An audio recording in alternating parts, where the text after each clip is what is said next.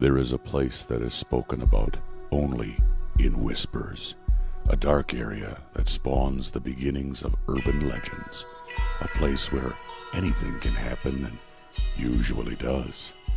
During the light of day, it hides just outside of view, but when the sun goes down, spirits, creatures of the night, roam free, and things do go bump in the night. It is in every state and every country, and there is no escaping it, no matter how safe you feel behind your locked doors and latched windows. So we invite you to turn down the lights and turn up your radio while we join Dave Schrader and Tim Dennis, your hosts, on a journey into the darkness on the edge of town. Good evening and welcome back to the second half of Darkness on the Edge of Town Paranormal Radio Show. Again, we're here with you every Sunday night, and we are so thankful that you're listening to us and checking out the replays of the show on our website. Again, you can go to planetparanormal.com. It's free to listen to us there, and you can actually subscribe for free as well to our podcast so that I guess you always get the episodes. I'm not real sure. I'm so tech unsavvy, unlike my good friend Tim here. Maybe he can explain it better for us. But what do you do, Tim? You go there, you can sign up for the feed or whatever, and it automatically downloads to your desktop. Is that how it works when you subscribe? Yep. Or does it send you an email and say the new episode of Darkness Radio is up? Oh, no, it depends on what system you have, but it'll either download to your desktop or you go get it, one or the other. Okay, but it does alert you to the fact that we have a new episode up, so you never have to miss an episode. Great. Yep. And that is the way. So many people that tune into the show want to know, or email us, they want to know, how do we find out about the retreats? How do we find out about who you're going to have on as special guests? How do we get that information? The best way to do it is by tuning into the show, and we'll usually tell you. Now, I will mention, too, real quick before we get back into the show, a lot of people want to know why we don't put up our guests for the next month or next couple of weeks. Unfortunately, there's a couple other shows out there that have been going out and picking our pocket. We put up a 3 weeks worth of shows, and all of a sudden I find our guests on 4 other shows leading up to our show. It's just kind of bad form, so we just do it this way. That way, you if you want to listen to the guests, you pop onto our show. Hopefully, you'll tune in with us every Sunday, and hopefully we can keep entertaining you and bringing you new interesting guests and new good topics as well, so you'll just check us out automatically. But that's why we don't usually have it up there. Just unfortunately, some other radio shows that don't like to play nice, so we're covering our own butts so that we've got our guests and keep them on so that you can hear them here first. Getting back into tonight's show, we're talking to psychic sensitive Chris Fleming, and if you watch the Biography channel, or if you don't, make sure to check it out. There's a show called Dead Famous, in which Chris Fleming is a psychic sensitive. He goes out on investigations with his skeptic partner, Gail Porter, and it's actually a British-based show, and but they travel all over trying to contact the spirits of dead celebrities, and it's a fascinating show. The only issue I've ever had with the show, Chris, is that they don't really get into anything about you and Gail. It's just like celebrity. The few times that they'd start to get into something interesting, because I don't know what your thoughts ever were on it, but it was interesting to actually know about you guys, right? And what your deals were on the show. So. I know. It's funny you say that, because there's so much we tried to cram into one show. We'd have over 40 hours of footage, and they'd slice it down to about 42, 43 minutes. I made a comment to him once, well, how about, because I was always trying to go to the gym every time we were traveling, and I'm like, how about I go into the gym and work out, and Gail comes in, she has to tell me something right when I'm done, and we're just leaving. We leave together. Just showing that we have other lives besides just going to a haunted place every single night. Without showering? Yeah. Oh, come on. He's going to be like in the Baywatch run with his sweaty chest. Come on, Gail. Follow my trails of butt sweat, Gail. Yes. We're going to the investigation. Oh, my God, the things I deal with you. Well, that's how she would find him in the dark, do you think? Yes. It was suddenly pitch black, and I was looking all over for Chris. Then I remembered he hadn't showered after working out. I followed the noxious smell to the basement. Gail, do you smell that? Chris, you haven't showered. Oh, boy. But, you're right. Yeah, they didn't get too much in our personal lives or really who we are as individuals. They kind of just, we get in, do the investigation, and go look for celebrities. They do it documentary style. Well, give us a quick update, and then we'll get into the rest of the talk. Sure. What's going on with Chris Fleming? Is Dead Famous coming back? They keep telling me, they send me an email, and then I don't hear from a while, then they send me an email, I don't hear from a while. Me personally, I'm working on my own stuff. I'm not waiting around anymore. Hey, Chris, like I just Chris, you're a psychic. What do you think they're going to do? Dave, I can't give you away all my secrets. I already know. Trust me. I already know. But it's funny when they send an email, well, they're reconsidering bringing it back again, and I'm just like, oh, please, come on, it's been a year, a little over a year. But who knows? Who knows? I tell you what, when it comes down to corporate and executives and stuff, just when you think everything's there, they throw you a curveball, or when you think it's all over, they come running back to you, so you never know. All right, so you're just kind of out there, but you do have a couple new programs that you're working on as well, new projects, I should say? Yes, the website should be up in a week or two for the brand new pilot that we shot. The teaser's almost done, should be done this week, and we'll probably have that up in 2 weeks. And then we got a trailer we're cutting, and then the pilot will be cut in a couple weeks. All right, excellent. Well, that's exciting news. Good luck with that. We hope it keeps up. Thank you. And again, people can check out. Now, tell us about your website as well.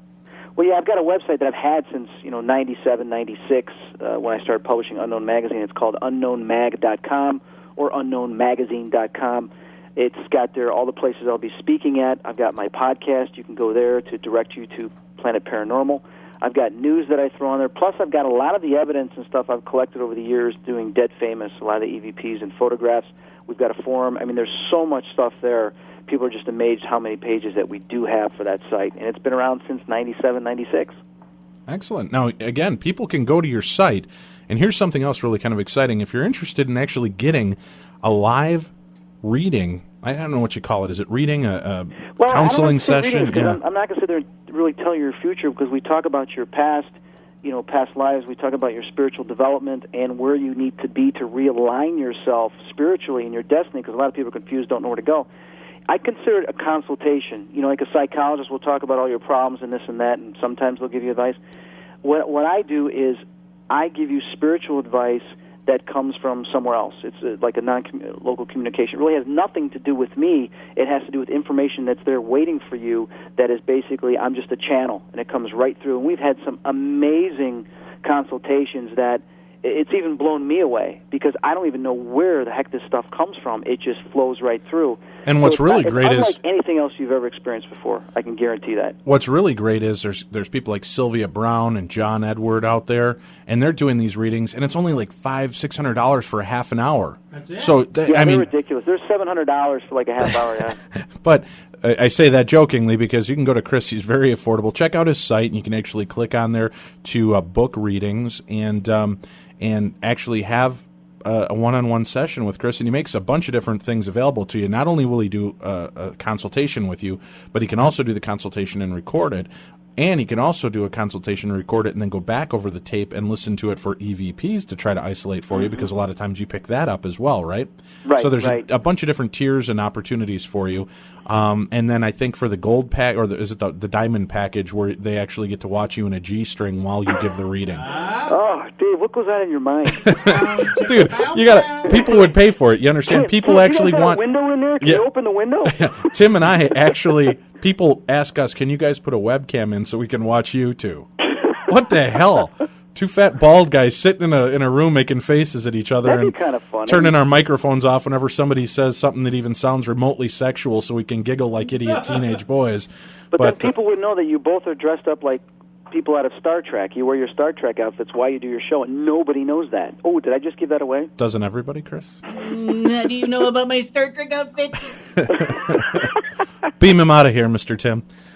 All right, Chris. So now we're going to go back into tonight's show, and we'll talk a little bit about developing your psychic ability. Let's start off. Give us the basics, the starting point for people that want to start honing their skills, if they think they've got it. Now, is this something for people that think that they've got it, or is this for anybody to start trying to do it? Because there's no way that for 45 minutes I can sit here and tell you what you need to do and you're going to go out there and be a pro. There's just no way. So I'm telling you that right now. But what I can tell you is I can discuss with you a couple basics, and I can almost guarantee these basics will make you more aware and tune you into your intuition than if you didn't accept these things. So the first thing is belief. You have to understand, and you have to become aware of your own mind, that it shuts things off, that you have to believe you can do this. You have to believe that you're capable and that you have this ability and that this stuff does exist. If you believe, if you sit there and go, no, it doesn't happen, well, you've already shut the door to gain access to it. So you have to sit there and go, okay, I believe that I can be more in tune with these abilities. I can become more aware of my surroundings and my environment, become more aware of other people around me, what they're thinking, what they're doing, if they're moving towards me. I can be more aware of danger or things going on in the world. And I can actually be more aware of any spiritual entities that are trying to communicate with me and become more in tune with my intuition that is trying to guide me and tell me things that I need to watch out for or I need to focus on. You start doing this and becoming more aware of these things, they're going to start coming at you. These images, these feelings, these thoughts are going to start coming more and more, and as more that you accept, the more you're going to receive. That is the first thing. The second thing is you got to use it. And when I say use it, is when you get up in the morning, okay, become aware of the sun coming through the window, or become aware of the alarm going off, what your room looks like. I mean, we go through every day, and we don't even look up in the sky. We go through every day, and we don't even notice things in our own environment because we got to go to work, we got to do this, we got to do that. We never take the time to notice the littlest things around us. So how in the heck could we even try to communicate with ghosts or spirits on the other side? It's just not possible because we're not even aware of our own environment. So what you need to do is become aware of your environment. Become aware, and the best way to start, Dave, and you and I have discussed this, we've done this in some of the lectures, is become familiar with the ambiance in the room. And you can do this, people that are listening right now, whether in your car, whether in your radio, whether in front of your laptop, whatever it may be, is become aware of the room that you're in. Use your normal senses at first. What does it smell like? What does it sound like? What does it look like? Are the lights on? Are the lights dimmed? Become aware of that room. Start looking around. And then once you've utilized all your senses, your known senses, then what you want to do is you just either want to close your eyes, you want to focus, and you want to start to listen, but not with your ears. You want to listen with your mind, with your thoughts.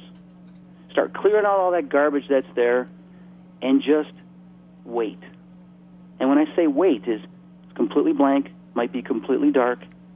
You want to recognize any movements, any feelings, any changes in that room. You could be in the kitchen. You could sense or hear the refrigerator in the back. But yet you start feeling the vibrations and the energy that are emanating from that appliance. You could even feel some of the energy coming from maybe the computer if you're in front of the computer and your eyes are closed. You start becoming aware of the energy that is moving throughout the room. You can do this. The problem is a lot of us don't become aware of it. You know, that's something interesting. Let me ask you about this too. Getting back to kind of the ghost version of stuff, I've woken up a few times in bed and, I've woken up in the middle of the night, eyes wide open, and I could sense there was something in my house. Mm-hmm. And it was moving up the stairs. Mm-hmm. And I knew it wasn't human. It wasn't alive. It was a spirit of something coming through my house. Mm-hmm. And I awoke with that. I mean, is that what you've had happen to you when you get these senses? I mean, is it something that's just like jokingly, but everybody's seen the Spider-Man movies. To me, it was like the spider sense going off. Yeah, it was this boom, sense. and all of a sudden that zzz, and I could sense it. I could even almost feel it coming up the stairs. And I tried to rationalize. I'm like, you're just being hysterical. What's going on? But I couldn't fight the feeling that there was something coming into the house or into the room. Right. Is that what was I having that experience? That's getting to the highest level of using the ambiance and the awareness of the room. That's recognizing things that are invisible, that are non-physical, and that's great. That's getting to the highest point you can in that step. Is that where you can actually sense that there is a spiritual or entity being there. And it's not that hard to do, but the thing is you can pay attention to it. And when you even connect with that and really establish it, you can start feeling the emotions from it, its thoughts. You can even, if you get really good, you can begin to communicate with it. You can speak to it with just your mind, and all of a sudden you get these thoughts that come back to you that are, the receiving end, the voices of it coming back to you, but it's in your mind. And that's fantastic. I mean, I had this day when I was a kid, I had that happen to me. I knew, they're going to be making an appearance tonight. And I would wake out of a deep sleep like, they're here. I can feel them. I can sense them. And sure enough, there they are. or something would be happening. So you're right, but you're having this experience too. A lot of people have these experiences, but some people just don't pay attention to it. They get so afraid, so they put the covers over them. They just try to blank it out instead of connecting with it. You got to connect with it. Okay.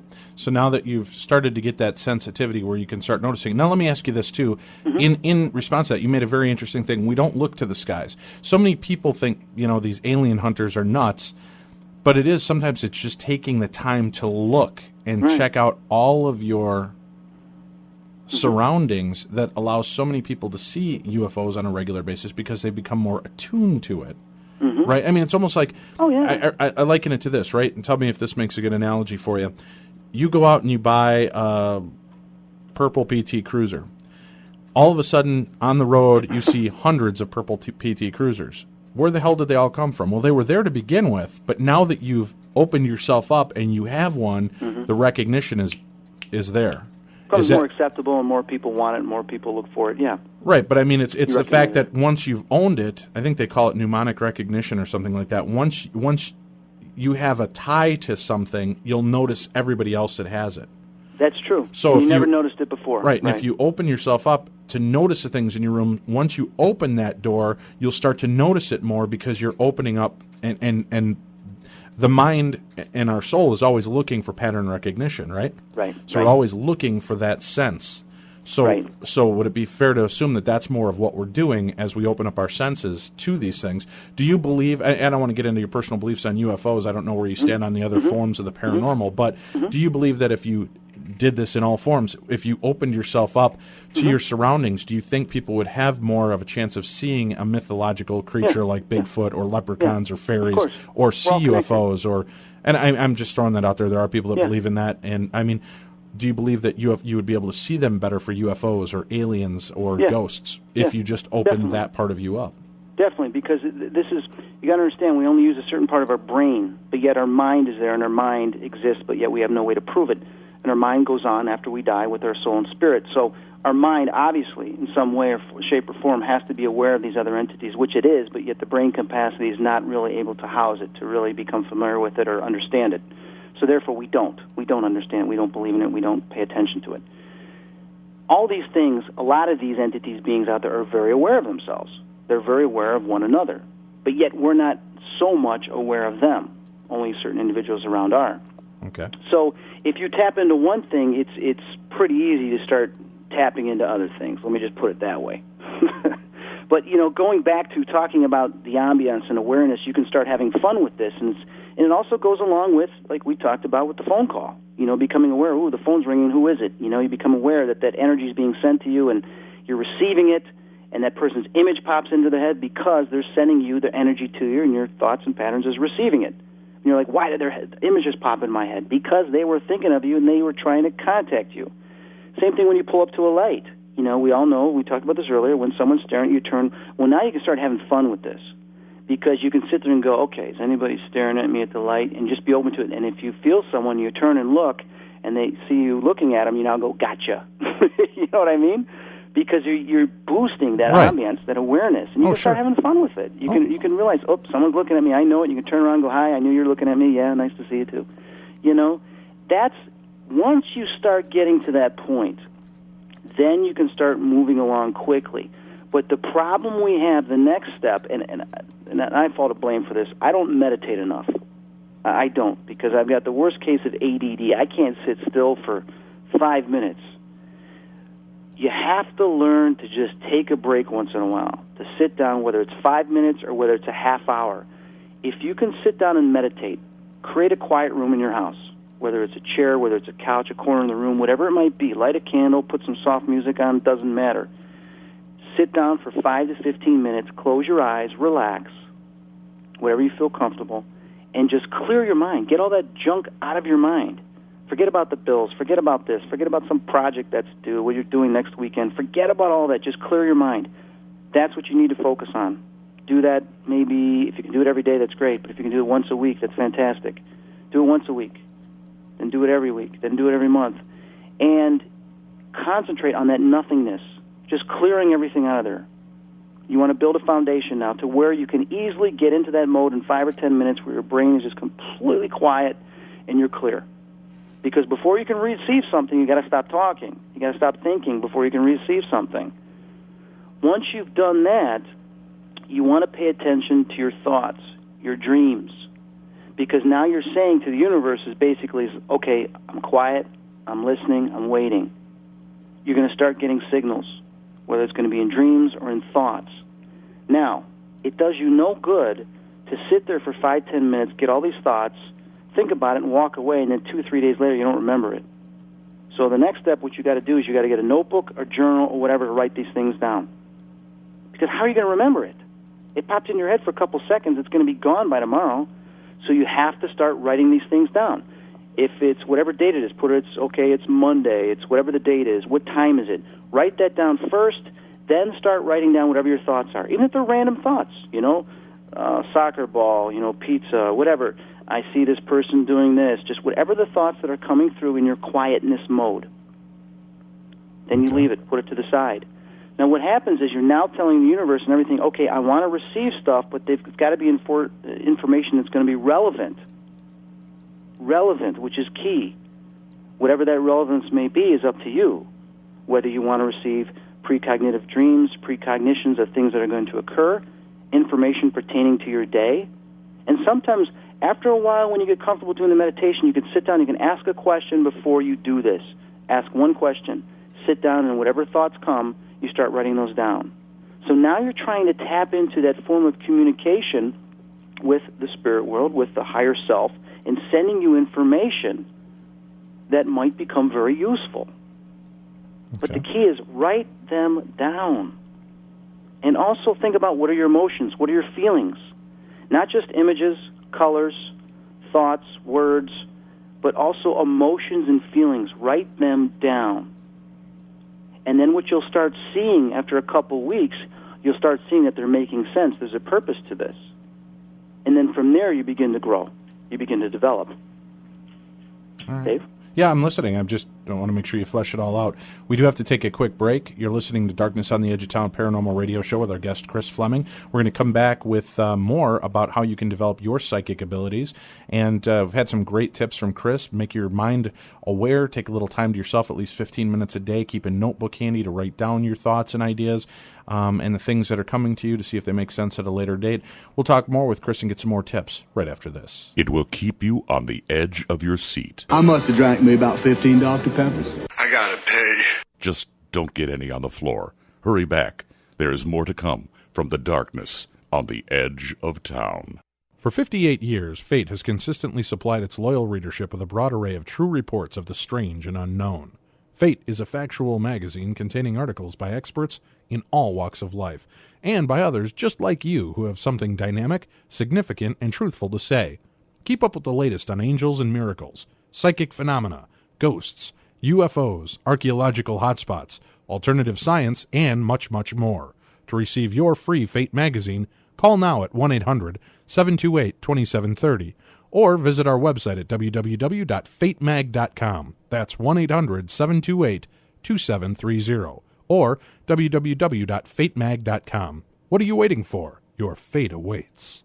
Are you tired of reading about what couple in Hollywood is breaking up or divorcing? Have you ever wondered where you can find the news that covers the subjects that you are really interested in? I would like to invite you to visit supernaturalnews.com. Supernatural News uses the latest internet technology to search for the topics we know you will be interested in reading. News of the latest Bigfoot, UFO, or Loch Ness Monster sightings. Read about the latest conspiracy theories and urban legends. Supernatural News, where belief and reality merge.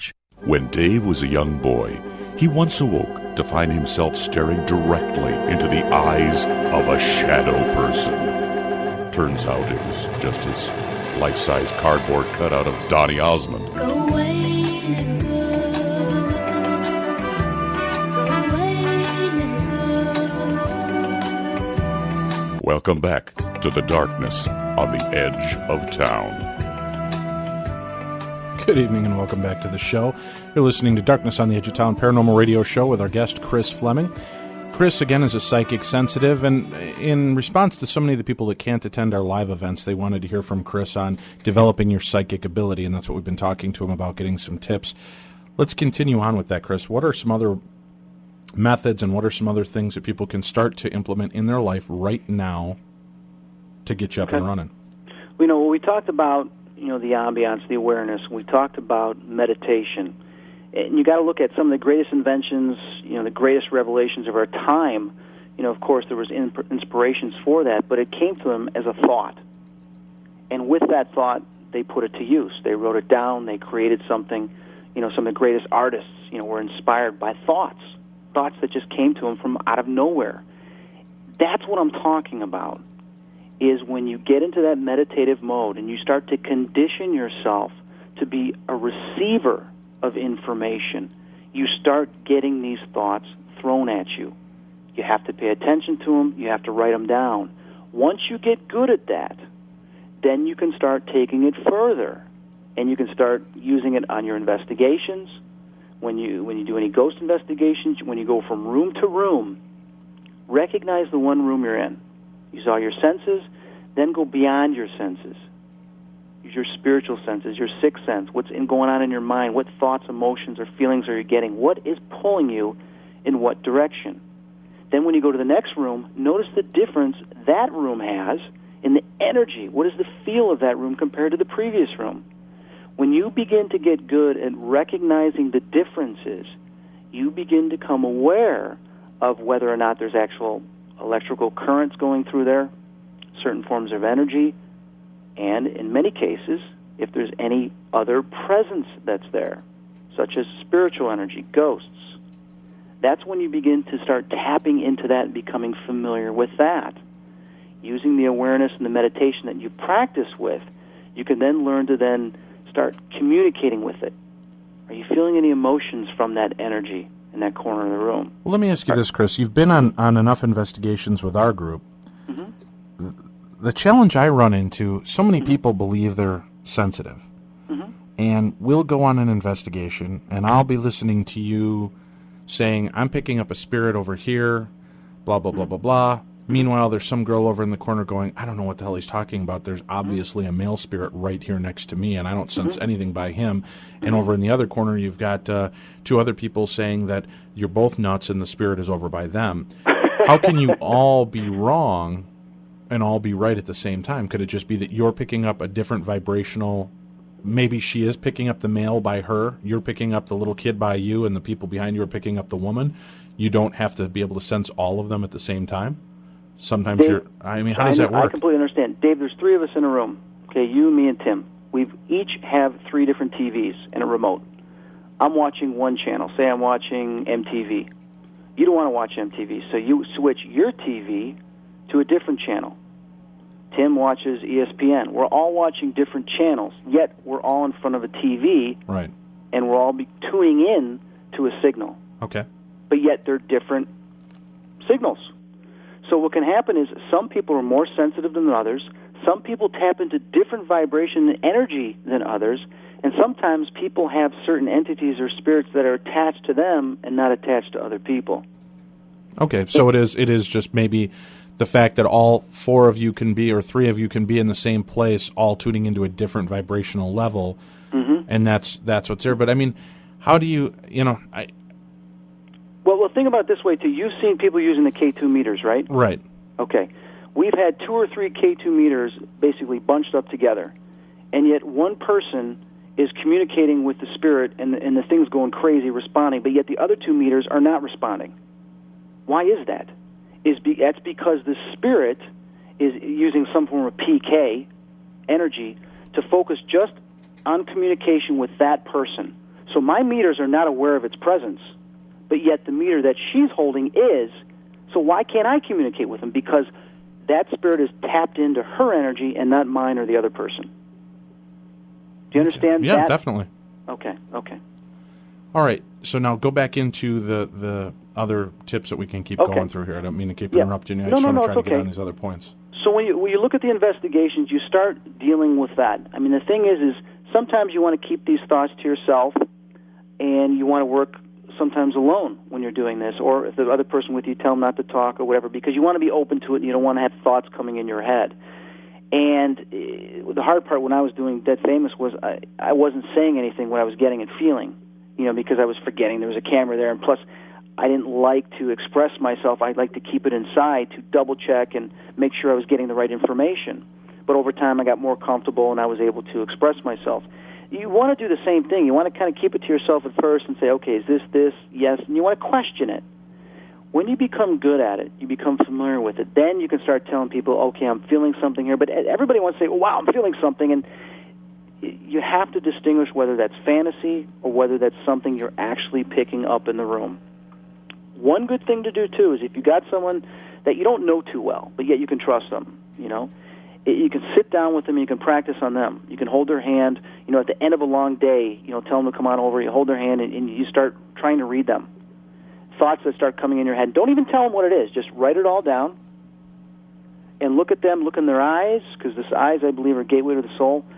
Feel whatever energy is coming from them, whatever thoughts, colors, emotions coming in your head, and write it all down. Then when you're done, and you feel you're done, start asking them about some of these things, and if anything makes sense. What you want to get good at is picking up emotions, feelings, thoughts, and everything that they have experienced throughout the day, and maybe they've experienced in the last couple of weeks. But the only way you can do that is working with somebody and practicing that. The other thing is psychometry. Take an object. Maybe a relative has an object. You don't know what the heck it is. You don't know what they used it for, but they do. But don't have them tell you. Take the object and hold it for a while. What do you feel? What thoughts are going through your head? Write that down. Don't tell them yet. Write it down till you feel, okay, I've got everything I can get out of this, absorbed everything I can. Then ask them about it and see if it makes sense. See if there's any connection, correlation. If there's not, don't get discouraged. Then you got to go back to the awareness and the meditation stages. And should you write down even the weirdest things? I mean, because that's what I would think is got to be the embarrassing part. I'm holding their ring, and all of a sudden I start seeing a giant pink bunny rabbit. Dave, I tell you, when we were doing Dead Famous, I had so many weird things pop in my head, and it got to a point like, I just got to start saying something. When we did the Elvis episode, I'm in Elvis's original house, and I'm sitting there, and I'm getting corn. I'm in his bedroom, and I'm getting corn. I see these images of Elvis bringing me corn. I'm like, what the heck is this? Corn. And the cameraman starts laughing. I go, this is ridiculous. But you know what? I can't. He keeps appearing in my head showing me corn. So I had to ask the people that own the house. They looked at each other, started laughing. They said, get this. They pull out this picture. They show me in the upper left-hand corner, you can barely see it in this blurry black and white photograph, there was corn stalks in the backyard with a white picket, and I said white picket fence too, I forgot to say that, with a white picket fence that Gladys used to grow corn and Elvis used to go out there and picket for. Wow. Nobody really knew that. Right. And yet I got this image because maybe after doing that, he'd go back into his room, he'd lay down on the bed, whatever, the energy was absorbed in that room that was the original room that he stayed in, and he picked corn. Okay. So you never know. Wow. All right. So it's just writing down and tuning into anything as strange and as off the wall as it might be, because that may be the one real validation point that gets you across, right? Mm-hmm. But the thing is, don't guess. Start guessing. You don't want to guess. No. You want to just go with nothing there. Right. Yeah. But you want to go with whatever thoughts are popping into your head, right? With exactly. It? Okay. Because that's how it works. And it's, I've said in my lectures, people are like, well, what do the thoughts look like? What is it like? I said, well, if I said apple, red apple, shiny red apple, there's an apple appearing in most of your heads right now. Okay, you see this image. Well, those are the images that you get. If you see an elephant holding an umbrella on a tightrope, okay, some of you got an image of an elephant with an umbrella and a tightrope. Mm-hmm. Okay, those images come to you from God knows where, whether it's on the other side of the spiritual realm, whether it's your higher self, or whether it's the all-existing knowledge that connects all of us.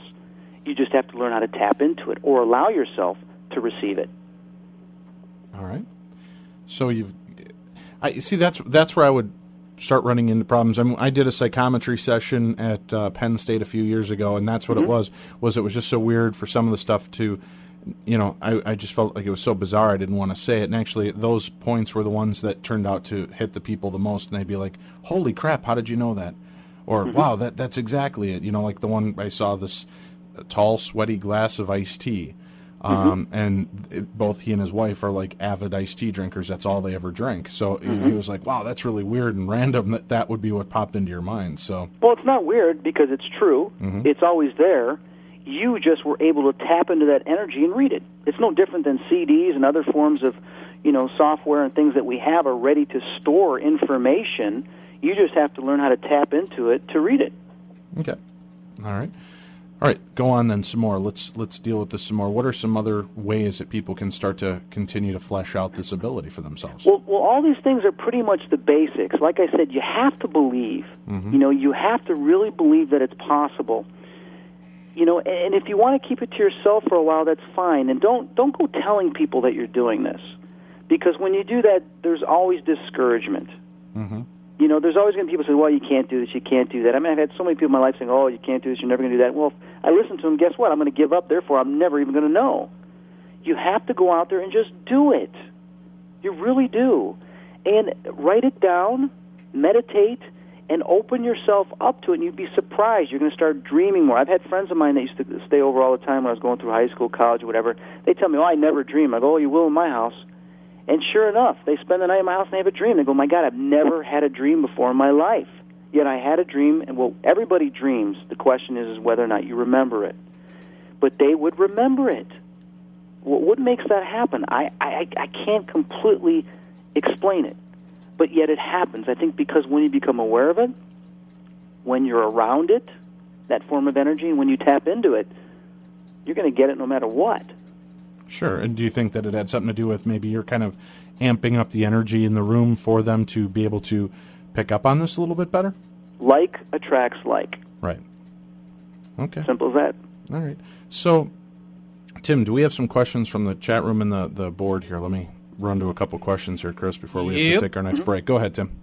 Oh, I don't have it up yet. Oh, okay. Sorry. Mr. Spontaneous, well, hold on. That's kind of the way I run this show, brother. I don't know if you're new here, but yeah, for people that are interested, if they have questions, you can shoot them into tim@darknessradio.com. He'll pop them in there. Or if you're in the chat room, feel free to PM or just ask question. PM, private messaging. And Tim will answer the questions for you or get them answered on the air. Are you ready, Mr. Tim? There'll be no peeing anywhere. Okay, Here we go, Chris. Teresa wants to know, you were talking earlier about how as a child you were a little hyperactive. She wants to know how you learned to turn off the racing thoughts in your head in order to focus on what you needed to focus on in order to develop your sixth sense. To turn those thoughts off and to basically I got grounded and sent to my room. I'd be slapped on the hand or taken into the bathroom and scolded and then brought back out. My grandpa actually wanted to send me to military school as a child because I'd get so hyper and so anxious. And I think a lot of it was I just pick up on emotions on other people, and I'd talk about people that weren't even there, and my mom would get freaked out. But as a child, I guess you just have to. It's tough because there has to be someone really there as an adult to guide them and help them through it. But when you're getting older, I think the thing that helped me was at first I started telling everybody. I started getting ridiculed and made fun of, and got in quite a few fights. But I always felt protected. And it was interesting how the spirit world always pulled me back and said it's okay. They just don't understand, whether it was in dreams or visions or communication. So I'm very grateful that even though I didn't have support from friends and family, I actually had support from the spiritual world and kind of protecting me along the way. But the thing that helped me, and I keep going back to this because it's so important, is I wrote stuff down through high school. And when I started writing it down, months later, a year later, 2 years later, I'd go back through it, and the majority of the stuff would come true. And some of it was just, emotional thoughts and garbage. But most of it came true, and I would be, oh, my God, that came true, and I wrote that 2 years ago. It was really cool to review it and say, wow, it happened. And that's the thing is, if you don't tell anybody or you don't say anything, how are you or anybody else going to know that it was real? So you have to write it down if you don't tell anybody. You have to write it down. And I think with a child, you can get them to do it. The child will write on walls, for crying out loud. Give them a little book to write in, to write something down. And that's what I told, my cousin and her daughter. She's given her a gift of a book to start writing these things down, so that she realizes she's not crazy, because in some way she thinks she is. Because she's embarrassed. Is there an alternate method, Chris? Let's say you can't get a kid to simmer down long enough to write things down. Is there something else that can get them to kind of slow down? Well, kids are going to do exactly what they want to do no matter what. That's what makes them who they are. Now, keep in mind is everybody's different. In some ways, we're all the same, but in many ways, we're different. So their approach might be different than mine. might be different than other people that are out there. So we can't put everybody into a box. And that's the one thing I don't want to do is start saying, these are the basics, okay? You're going to have to adapt and kind of alter some of them, depending upon your child. If I start telling you this is the way to do it, then I'm no different than psychologists or other people that are telling you this is the only way and put you in a box. You cannot do that because we're still learning and everybody has a different approach. But if you've got a child that's hyperactive and everything, and they're not having these abilities, and they're not psychics and seeing ghosts and all that type of stuff, no dreams are coming true, then yeah, you want to look at other methods of settling them down, whether it's seeing a doctor and finding out if there's something chemically imbalanced with them. Do they need Ritalin? Do they need something else? Mm-hmm. But always look at safe alternatives. Okay. One other question on top of that, Chris. Let's say you've got a child who's exhibiting a lot of the symptoms you're talking about, racing thoughts, mm-hmm. Is claiming to hear or speak with what they're calling ghosts or spirits. Okay. But also say they're speaking to God as well, and God is telling them to do bad things. At that point, do you say, is that just something demonic talking to him? Or is it possible that at that point you could say, well, that kid's well on his way to schizophrenia? Well, for me to not know that child, to not be around that child, would be very unprofessional and disrespectful for me to give you a concrete answer on that. Because there could be many different things to this case. I don't know the person, never talked to him. I have seen no type of experiences or reactions to what's being said. Mm-hmm. So I have to be very careful in what I say. Okay. Now, what I can say is if this child is actually speaking to some type of entity, okay, and it's saying it's God, but it's telling it to do bad things, then we know it's not God. Right. Okay. Is it a demon? Is it just a bad spirit? Is it someone possibly in a physical realm that is putting this in their head? We don't know. I don't know. I haven't been around it. But the one thing I can say is a high-level being, a spirit, or even God, would never tell somebody to do something bad, let alone a child. So then we have to know that it's false information that's being given, whether it's by another parent or whether it's being given by a bad, low-level spirit. Mm-hmm. Okay. So you have to be careful. Okay. Second question I have is from Amanda. She says she was with us at the Stanley, and during an investigation that she was a part of that you were conducting, she said you were in contact with what you referred to as the Greys, and that they're a form of extraterrestrial entity. She was hoping that you would elaborate more on what exactly these entities are and what their involvement is, if any, in our everyday life. Oh, boy. I'm going to pass on that. Okay. We'd be here all night if we talked about that. Okay. Fair enough.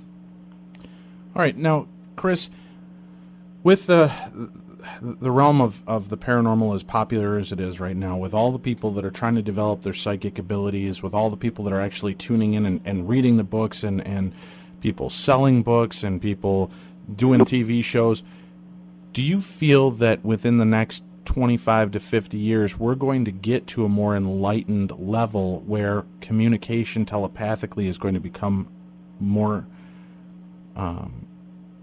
prevalent, is going to be something that's going to be, are we going to see and have much more hard evidence of proof of the paranormal?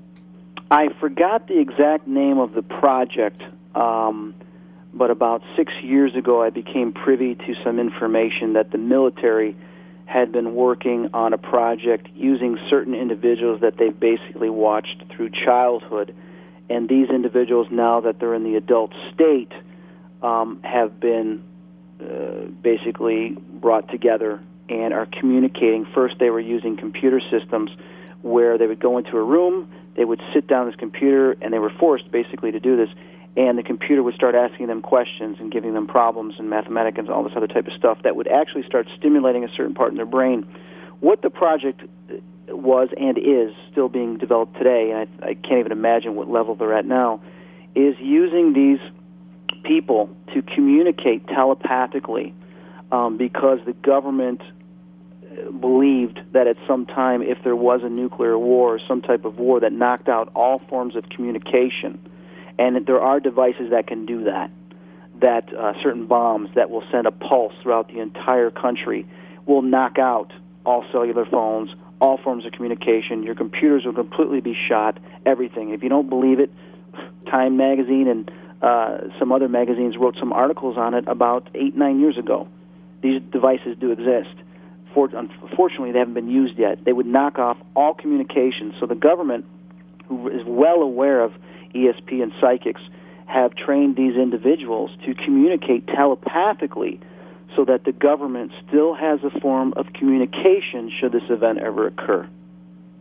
Okay, so you think they're making this Psychic Friends Network, if you will, so they can keep in touch? My point of saying this is how serious that this is and how it does work and it can happen. Am I at that level where I can talk to someone else? I don't think so. Not in the physical realm. In the spiritual realm, yes, but not in the physical realm, because that person has to be conditioned to receive my signal, my energy, which the military is doing with these individuals. All right. Well, I just, I feel that there's got to be something, and I don't claim to be really psychic at all. Like I said, I've had a couple of moments, but I even feel that there's something big getting ready to crash down. And I don't mean in a negative way, but I mean something big is going to happen with this whole Well, like I said earlier, we've gone as far as we can evolution-wise. And I'm sorry, but, I try to be optimistic and be positive, but we have to look at reality. And before you can change anything, you have to look at reality and take 2 steps back.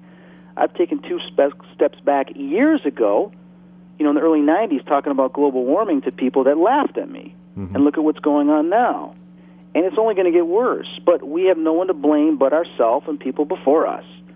Things have to be done now. Well, as things get worse, we're going to be looking at other options. And what are we going to do about it? Well, the thing is we have to understand is spiritually and psychically is these abilities are going to give us some of those answers, are going to start telling us what we can do, what we need to do.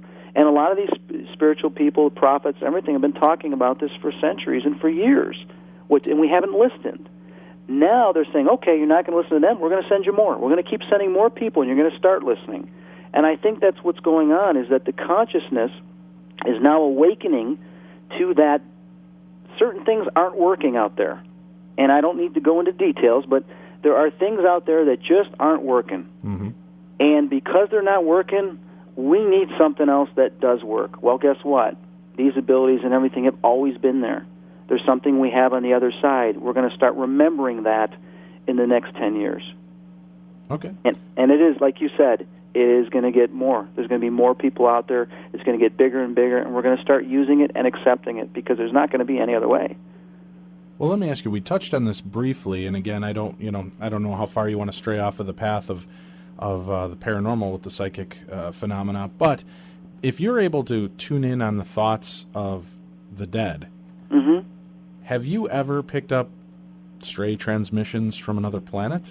I don't know how else to ask that. I haven't picked up anything from another planet. Or aliens that are here on our planet. I've tapped into certain beings that never had a physical body. I've tapped into something that I don't know what the heck it is.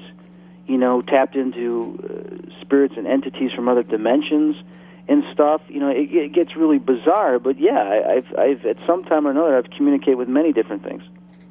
I wonder if some stuff I'm comfortable talking about, some stuff well, sure. There's no way. Right, and I understand that. I'm just kind of curious. So with the ability of being psychic, if that opens you up to the possibility of communication from other planets, telepathically.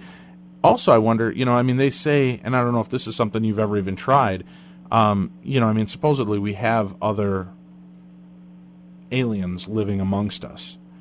Mm-hmm.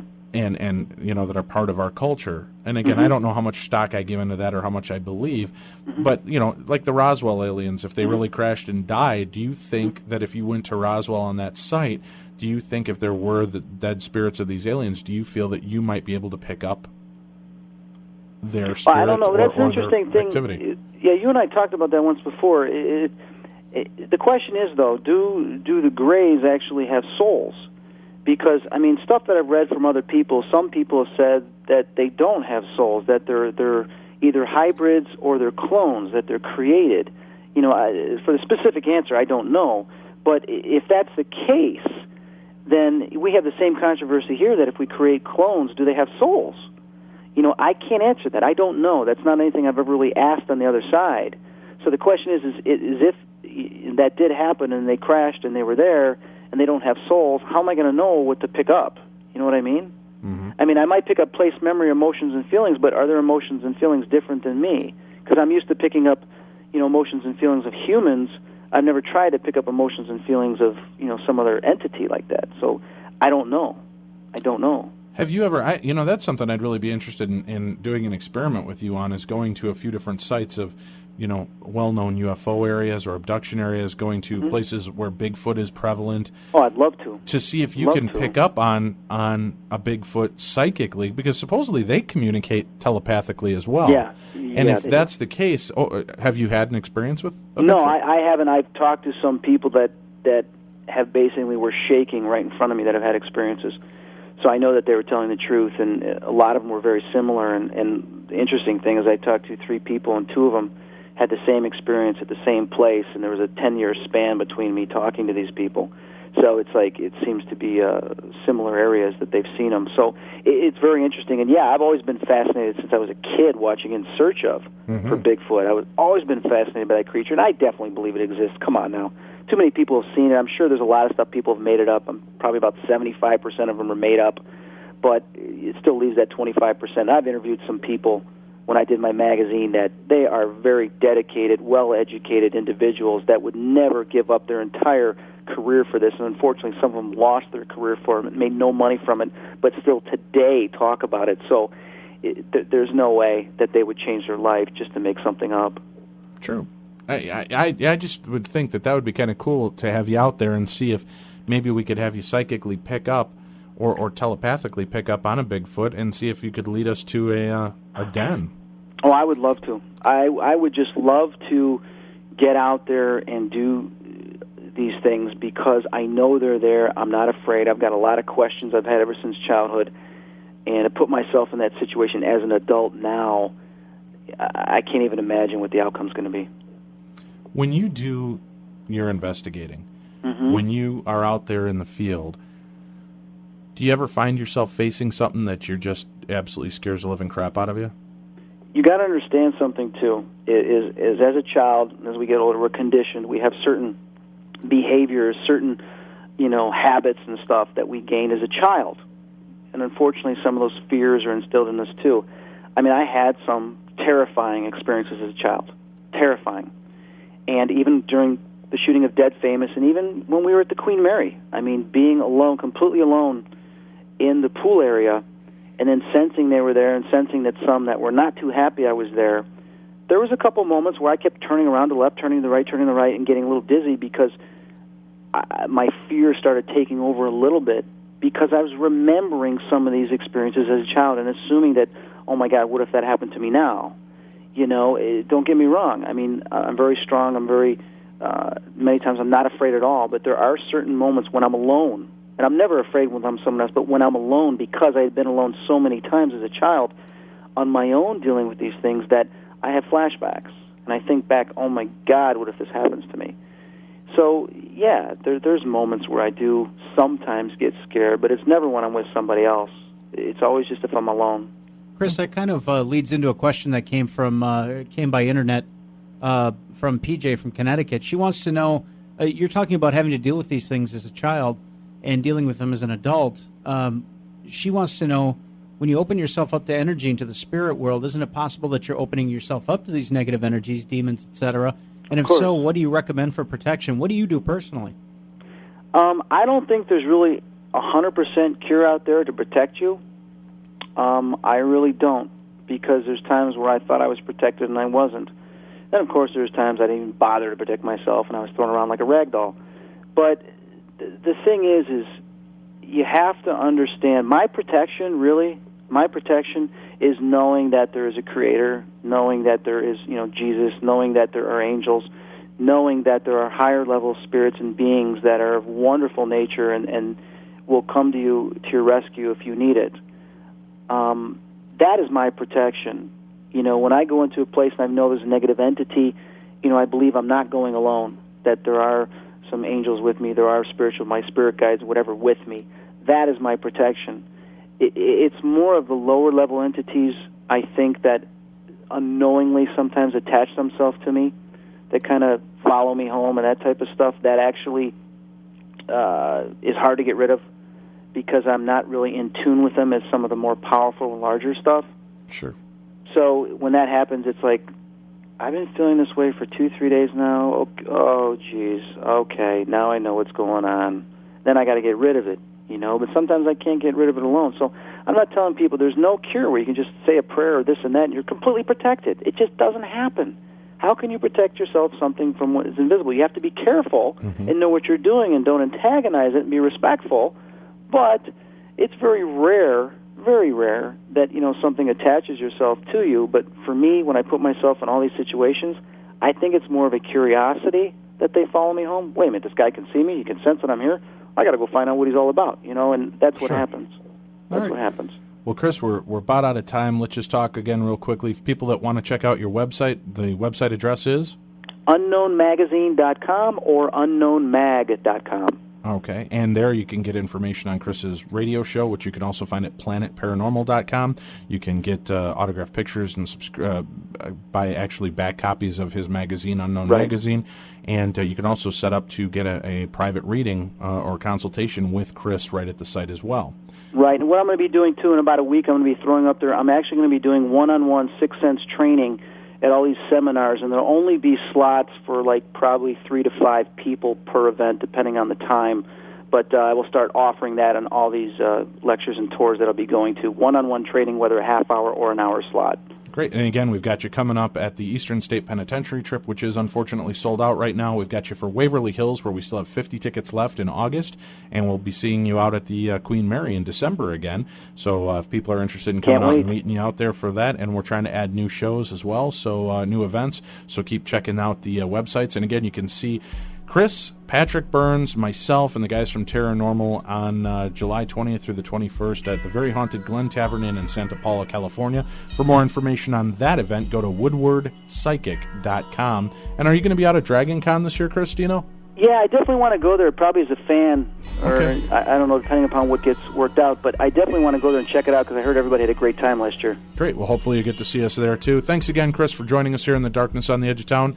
And thank you all for tuning in. We'll be back again next week with a brand new show. We appreciate you spending your time here with us. We'll be back every Sunday from 10 to midnight Central Time, and I'll hope that you'll join us live in the show and on the chat rooms. Thanks again. We'll talk to you next week.